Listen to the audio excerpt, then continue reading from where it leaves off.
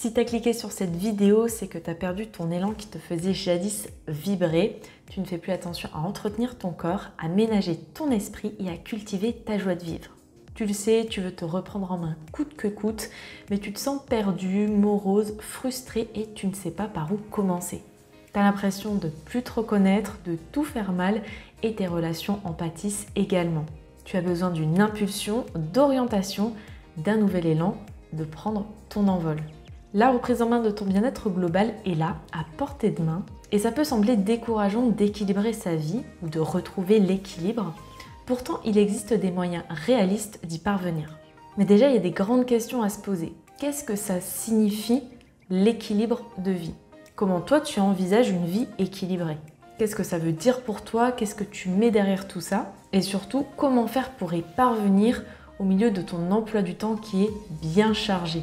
Alors, que faut-il faire pour équilibrer sa vie? L'autodiscipline, c'est un des meilleurs outils qui peuvent t'aider. Ça va te remettre sur les rails et ça va équilibrer ta vie. Parce que sans autodiscipline, tu perds du temps, tu procrastines et donc tu ne fais pas ce que tu es censé faire.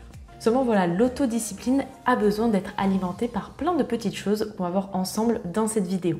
Si tu as l'impression que tu es dans cet état stagnant, bien déjà, la première question que tu peux te poser, c'est pourquoi suis-je dans cet état? Pourquoi je me sens stagnant? Pourquoi j'ai l'impression de m'encrouter? Qu'est-ce qui se passe actuellement dans ta vie qui fait que tu ressens tout ça?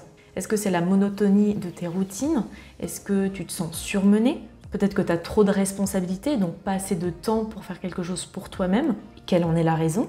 Peux-tu la réduire à une cause spécifique à laquelle il pourrait y avoir une solution? Tu peux changer ce qui ne fonctionne pas pour toi et retrouver un équilibre dans ta vie. En suivant les 10 étapes que je vais te proposer ici, tu vas pouvoir te remettre sur les rails et t'engager à vivre une vie plus équilibrée où l'autodiscipline n'est plus un problème. Alors je t'ai dit 10 étapes, mais un bonus t'attend à la fin de cette vidéo, donc reste bien jusqu'au bout. Dans un premier temps, n'oublie pas que tu ne peux pas tout changer d'un coup. C'est vraiment en testant, en expérimentant, en faisant de petits ajustements au fil du temps que tu vas trouver ce qui fonctionne pour toi, ce qui marche et ce qui est viable sur la durée, donc sur le long terme. C'est donc avec le temps que tu vas finir par avoir tout un nouvel ensemble d'habitudes de vie positives qui vont t'amener à tendre vers cet équilibre de vie que tu recherches. Je voudrais aussi t'inviter à une petite réflexion. Souvent, lorsqu'on procrastine, qu'on se sent stagnant et qu'on ne fait plus grand-chose, c'est parce qu'on peut être happé par une sorte de perfectionnisme ambiant. On veut tellement atteindre le truc parfait, on veut tellement faire les choses bien comme il faut, que du coup, ça nous bloque, ça nous freine et on préfère ne rien faire pour éviter l'échec. Mais il faut vraiment se dire qu'il n'y a pas d'échec en fait. Tu apprends systématiquement. Donc, teste, expérimente, c'est comme ça que tu vas prendre confiance en toi et que tu vas apprendre à mieux te connaître et donc à savoir ce qui est bon pour toi, ce qui fonctionne et tu vas pouvoir t'approprier les bons outils qui marchent pour toi. Donc abat le perfectionnisme, là je te demande vraiment de viser plutôt l'optimalisme. L'optimalisme en fait c'est un perfectionnisme mais qui est sain. Ça consiste à atteindre les objectifs que tu t'es fixés en faisant le meilleur usage possible du temps dont tu disposes. En gros, le perfectionniste rejette en bloc la réalité, tandis que l'optimaliste l'accepte totalement. Le perfectionniste refuse l'échec, ainsi que toutes les émotions douloureuses et négatives qui en découlent. L'optimaliste, lui, va considérer les échecs et les émotions négatives comme faisant partie de la vie, au même titre que les expériences positives. Alors c'est pas évident, mais essaye de viser au maximum un esprit optimaliste. C'est quelque chose qui peut mettre du temps à s'installer, surtout si tu es sujet à du perfectionnisme depuis des années. Maintenant, c'est parti pour les 10 méthodes simples qui vont t'aider à rééquilibrer ta vie. La toute première chose, ça va être de rentrer en contact avec ton pourquoi. Pourquoi, c'est la question la plus puissante que tu peux te poser. Il va s'agir de trouver ta motivation, ton inspiration et d'aller à la racine du pourquoi tu fais ce que tu fais. Qu'est-ce qui te fait bouger? Qu'est-ce qui te secoue? Qu'est-ce qui fait vibrer ton cœur et qu'est-ce qui illumine ton âme? Alors c'est facile de perdre de vue son pourquoi dans la monotonie de la vie. Tu travailles, tu manges, tu t'occupes peut-être de tes enfants, tu fais les courses, tu fais le ménage, etc., etc. Et donc ça peut un peu se perdre dans cette mêlée. Ou peut-être que tu ne t'es jamais vraiment penché sur ce fameux pourquoi. Il est donc peut-être temps de plonger en toi-même pour découvrir ce que tu attends vraiment de la vie afin d'allumer ton propre flambeau. Et une fois que tu te seras penché sur ton pourquoi, tu vas te rendre compte que certaines habitudes ne sont pas alignées justement avec tes valeurs, tes aspirations et ce que tu désires le plus profondément dans ta vie. Du coup, tu vas faire un petit tri, un ménage et tu vas vouloir te débarrasser de certaines habitudes et en instaurer de nouvelles. Et ça, c'est pas forcément évident. Du coup, je te renvoie vers la vidéo où je te parle justement de ce fameux changement d'habitude dans lequel je te donne plein de conseils pour réussir concrètement à éradiquer les mauvaises habitudes et en instaurer des nouvelles. Dedans également, on pète une grosse croyance qu'on entend un petit peu partout, comme quoi il faudrait 21 jours pour changer d'habitude, qui est une énorme connerie. Je t'invite vraiment à aller voir cette vidéo, elle peut être d'une grande utilité. La deuxième méthode, ça va être de dire non. Savoir dire non. Ça, c'est vraiment une étape importante qui va amener de l'équilibre dans ta vie. Une fois que tu t'es penché sur ton pourquoi, tu connais tes valeurs, tu sais ce qui est important pour toi, et donc ça va être beaucoup plus facile de dire non à ce qui n'est pas essentiel pour toi, ce qui n'a pas d'importance et qui ne t'apporte rien finalement de bénéfique pour toi et ta santé. Donc vraiment, n'aie pas peur de dire non. Quand tu dis non, tu es respecté, tu t'estimes davantage, tu te connais mieux et les autres te connaissent mieux également. Et ne t'en fais pas, personne ne t'en voudra de dire non. Là, ce qui importe, c'est vraiment toi et ce qui est important pour toi. Le troisième point, c'est de faire attention à ta santé. Je pense que je vais rien t'apprendre de nouveau, mais ta santé affecte réellement la qualité de vie et ton équilibre global. Suffisamment de sommeil, la pratique d'une activité physique de manière régulière, le fait d'avoir une alimentation bienveillante et saine, tout ça et plein d'autres choses contribuent à une bonne qualité de vie et donc à cet équilibre global. Et pour ça, ton corps est un super indicateur qu'il est bon d'écouter. Par exemple, si ton esprit est embrumé et surmené, tu vas avoir du mal à t'endormir, tu vas peut-être avoir une qualité de sommeil qui n'est pas tip top et du coup tes niveaux d'énergie vont baisser drastiquement. Et de là en découle que tu as l'impression que ta vie est en proie au chaos et au désordre. Si cette situation te semble familière, la meilleure façon d'agir, c'est de trouver le moyen de créer de l'espace dans ta vie et de te sentir en paix. Alors après, pas de pression, tu vas pas atteindre cet état de clarté et de paix comme ça immédiatement en un claquement de doigts. C'est quelque chose qui va se faire de manière progressive, mais vraiment tout est lié.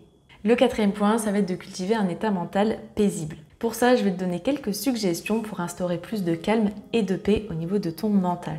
Si ça peut t'aider, déjà, tu peux utiliser une application pour le sommeil ou pour la méditation. Alors la méditation, ça peut être un gros mot pour certaines personnes, ça peut être quelque chose qui paraît d'assez compliqué à mettre en place et de prendre le temps pour le faire. Mais en fait, on le fait simplement déjà de prendre du temps pour soi, déconnecter des écrans et de n'importe quelle source de distraction, et simplement de te poser et de revenir à ta concentration et d'amener un petit peu de conscience en fait là-dessus. Déjà ça t'amène dans un état méditatif. Donc ça n'a pas besoin d'être quelque chose de compliqué. Simplement de te poser, tu peux fermer les yeux et respirer, avoir conscience de ça et te concentrer sur chaque inspiration et chaque expiration. Si ça peut t'aider, si tu as beaucoup de pensées qui viennent te traverser au niveau du mental, il y a une méthode que j'avais vue dans un livre de Deepak Chopra. Par contre, je ne suis pas certaine de cette méthode, mais dans mes souvenirs, quand c'était au niveau de l'inspiration, tu prononces en fait le terme « so » dans ta tête et quand tu expires, tu vas prononcer le son « ha ». Et en fait, le fait d'amener de la conscience là-dessus, de te concentrer sur le so et le ha à chaque inspiration et chaque expiration, ça va te permettre d'amener ton focus et ton attention uniquement là-dessus, sur le moment présent. Et donc, ça va éviter d'avoir plein de pensées parasites en fait. À tester, tu me diras ce que tu en penses. Mais voilà, tout ça pour te dire que la méditation, ça n'a pas besoin d'être quelque chose d'assez nébuleux et de compliqué. Simplement te poser, fermer les yeux et te concentrer et d'amener de la conscience sur ta respiration. Si tu as vraiment trop de mal, donc encore une fois, tu peux utiliser une application. Il y en a une par exemple qui s'appelle Calm, qui est très bien. Il y a aussi Petit Bambou où tu as des petites sessions gratuites. Tu as aussi une version payante, mais voilà, la version gratuite te permet déjà d'aller explorer pas mal de choses. Une autre petite suggestion pour amener davantage de paix et de calme au niveau de ta sphère mentale, ça va être de tenir un journal, de faire du journaling. En fait, tout simplement d'écrire. Et pour ça, tu as besoin juste d'un papier et d'un stylo. Donc vraiment, c'est très simple à mettre en place. Et ça va te permettre de te décharger de pas mal de choses. Si par exemple, tu as des pensées qui n'arrêtent pas de t'obstruer la tête et l'esprit, le fait de les coucher sur papier, ça va te libérer de tout ça. Si tu veux aller un petit peu plus loin, j'avais fait une vidéo à ce sujet, notamment sur les pages du matin, de l'écriture intuitive, que je te partage juste ici également dans la bio, que je t'invite vivement à aller voir. 5e point, le fait de bien manger et de faire de l'exercice. Quand je dis bien manger, j'entends pas par là avoir une alimentation stricte, rigide, très saine et très équilibrée. Ce que je veux dire par là, c'est plus une alimentation qui va être bienveillante. Moi, je vois ça comme un équilibre global où il n'y a pas de rigidité. C'est pas parce qu'à un moment donné, tu vas manger quelque chose qui est moins sain dans ce que tu as pu entendre que ça va plomber tout le reste de ton habitude alimentaire. Donc vraiment, c'est le fait d'avoir dans une certaine globalité des habitudes de vie, des habitudes alimentaires qui sont saines dans le sens où ça va t'apporter les nutriments nécessaires pour booster tes niveaux d'énergie et pour que tout fonctionne correctement et que tu puisses vivre une vie avec une bonne vitalité. Donc à toi de faire tes propres expérimentations. C'est pas parce que tu as entendu que tel aliment était bon pour la santé. Si toi par exemple c'est quelque chose que tu détestes au plus haut point, que tu n'arrives pas du tout à avaler, ne te force pas en fait. Voilà, c'est vraiment une compréhension de son corps, de ses ressentis. Et donc c'est quelque chose de progressif et il faut vraiment y mettre de l'écoute et de la conscience. Pour ce qui est de l'exercice, ça va libérer des endorphines, ces petites substances chimiques qui font que tu te sens bien. Et pour le coup, là aussi, quelque chose d'important, ça va être de choisir une activité physique qui te plaît à toi avant tout. Il y a tellement d'activités physiques qui existent, il y a forcément un sport qui te plaît, donc teste et vois en fait ce qui matche avec toi. Peut-être que ça va être la course à pied, peut-être que ça va être de faire de la danse, peut-être du yoga, de la marche, peut-être la corde à sauter. Voilà, trouve une activité qui te fait du bien à la fois physiquement mais également mentalement. Il faut vraiment que tu y prennes du plaisir. Si tu vas à reculons, c'est pas bon. Bon, je rentre pas dans les détails, mais vraiment, voilà, miser sur l'alimentation et une activité physique, ça va entraîner un sommeil de bonne qualité, mais ça va aussi influer sur tout le reste. Donc c'est un petit peu vraiment la base d'une vie équilibrée. 6e point, ça va être de minimiser les toxines. Alors je fais pas référence à l'alcool, au tabac ou des choses comme ça, mais plus d'un point de vue relationnel. Ça va être le fait d'éviter les personnes qui sont toxiques dans ton entourage. Les personnes qui râlent, les personnes qui pleurnichent, qui se plaignent de manière récurrente, qui sont très négatives. Ces personnes-là, si tu peux, évite-les. Ou si c'est pas possible, réduis en tout cas au maximum les contacts avec ces personnes-là parce qu'elles vont baisser tes niveaux d'énergie et finalement ça va te mettre à un niveau que tu ne recherches pas. C'est vraiment important que tu t'entoures de personnes qui sont positives, qui croient en toi, qui t'encouragent et qui te soutiennent. 7e point, le fait de passer du temps seul avec toi-même. Alors si tu es quelqu'un qui se sent surmené, complètement débordé, c'est sans doute quelque chose qui va te sembler extrêmement difficile de prendre du temps pour toi. Et pourtant, c'est vraiment hyper important pour réduire ton stress, pour augmenter ta qualité de vie et pour encourager aussi ta créativité. Enfin bref, ça participe à énormément de bien-être, donc c'est quelque chose de fondamental. Je fais aussi une petite parenthèse pour les personnes qui ont des enfants. Souvent, elles peuvent se sentir dans un état de culpabilisation, le fait de prendre du temps pour elles, parce qu'elles se disent que c'est du temps qu'elles n'auront pas passé pour leurs enfants, pour la famille, etc. Sauf qu'en fait, c'est vraiment quelque chose de primordial. Le fait de prendre du temps pour toi, ça va faire que tu vas avoir moins de stress, tu vas te sentir mieux et donc ça forcément ça va se répercuter en fait sur les autres. Donc ça ne peut avoir qu'un impact positif sur le reste de la famille. Donc vraiment il faut enlever ce côté culpabilisateur parce que ça va t'apporter énormément de bienfaits. Donc c'est pas forcément évident, seulement dis-toi que si tu le fais pour toi, tu le fais aussi pour les autres. Donc ça peut peut-être t'aider dans ce sens-là. Et alors prendre du temps pour soi, qu'est-ce que ça veut dire? Qu'est-ce que tu fais concrètement? Bien, tu peux faire de la méditation, faire un petit peu de respiration. Ça peut être aussi le fait de faire ton activité physique qu'on a vu dans un point précédent. Le fait d'écrire aussi ou de t'adonner à une activité artistique ou créative, la peinture, le dessin, n'importe quoi. En fait, simplement une activité que tu aimes pratiquer, qui te fait du bien mentalement, émotionnellement, vraiment à tous les niveaux. Mais ça peut être aussi le fait de t'asseoir juste quelques minutes et d'observer le paysage qui se trouve devant toi ou d'aller faire une petite balade. Ça n'a pas forcément besoin d'être quelque chose de foufou en fait. Là, ce qui importe, c'est vraiment d'être avec toi-même et de t'octroyer ce temps. 8e point, l'importance des relations. Le fait de réserver du temps de qualité avec ta famille ou tes amis. Plutôt que de rester assis par exemple à pianoter sur ton téléphone, peut-être que tu peux prendre un petit rendez-vous physique avec ton compagnon, ta compagne, d'aller à un endroit, de faire une petite balade, de voir quelqu'un vraiment physiquement et d'être pleinement présent en fait pendant ce moment-là. Vraiment, on mise sur la qualité du moment. Vraiment que ton attention soit portée sur le moment passé avec cette personne. Ce qu'elle te raconte, ce que tu lui racontes. Voilà, que ce soit quelque chose d'assez concret, j'ai envie de dire, et déconnecté de tout ce qui est appareil électronique, etc. Et ça peut aussi être le fait d'avoir une attention pour un proche, quelqu'un que tu aimes, ou simplement d'organiser une atmosphère qui est joyeuse, équilibrante et douce, comme le fait d'allumer une petite bougie, de préparer un bon repas, des choses simples en fait, ça n'a pas besoin d'être coûteux, c'est simplement là on est dans cette notion plus d'attention, de qualité et de moment présent. 9e point, ça va être l'exploration. Qu'est-ce que j'entends par l'exploration? Ça va être le fait simplement, par exemple, de faire quelque chose que tu n'as pas l'habitude de faire. Peut-être que quand tu rentres du travail, tu prends un certain trajet. Peut-être que pour changer, tu peux en prendre un autre. Tu peux aussi te rendre dans un endroit que tu ne connais pas pour aller le visiter. En fait, découvrir de nouvelles choses, t'adonner à une nouvelle activité, peut-être te mettre à la photographie si tu as envie ou que sais-je encore. Le fait d'apprendre de nouvelles choses, ça va forcément venir te stimuler, ça veut dire éveiller tes sens, ta curiosité, ta créativité, comme par exemple aussi le fait d'apprendre un cours, de t'inscrire à un cours en ligne, de t'inscrire à un cours physiquement aussi, peut-être pour la cuisine ou n'importe quoi. Mais ça peut être aussi le fait de lire un livre ou d'écouter une musique qui est entraînante. Voilà, quelque chose qui va venir éveiller tes sens. Ensuite, à toi de trouver ce qui peut potentiellement t'intéresser. Ne sois pas fermé en tout cas, essaye d'avoir cette ouverture. Il y a tout un champ des possibles. Le 10e point, ça va être le fait de te faire plaisir. Ce que j'entends par te faire plaisir, ça va être encore une fois de prendre du temps pour toi, mais là peut-être plus axé sur le soin corporel.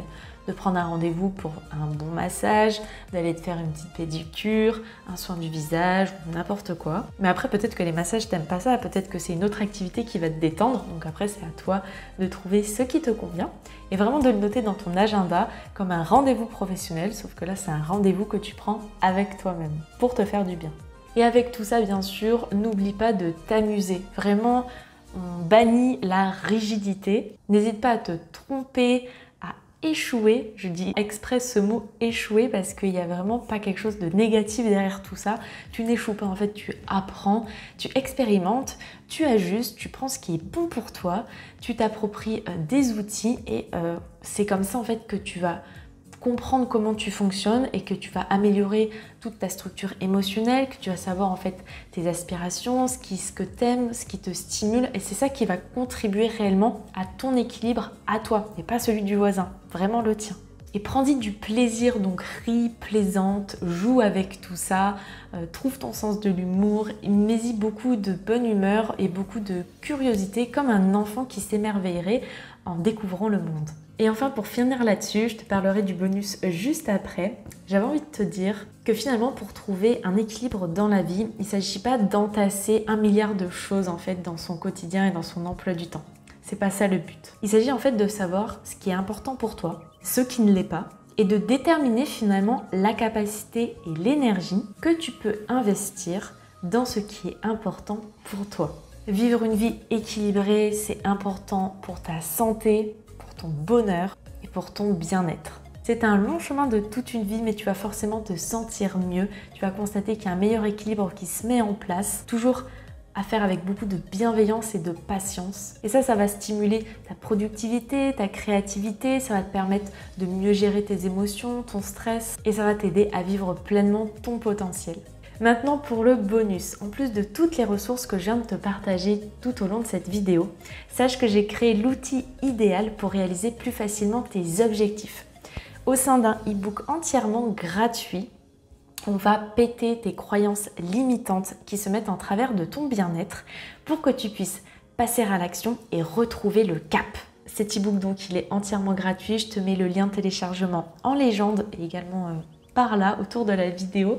Donc, fonce le télécharger. Tu vas y trouver plein de ressources et des supports qui vont être d'une grande utilité avec tout ce qu'on a déjà abordé dans cette vidéo. Ça va être un super complément. Et si tu télécharges cet e-book et que tu vas au bout de ta lecture, une surprise t'attend à la fin. Je ne t'en dis pas plus. Et puis écoute, je te dis à bientôt pour une prochaine vidéo. Ciao!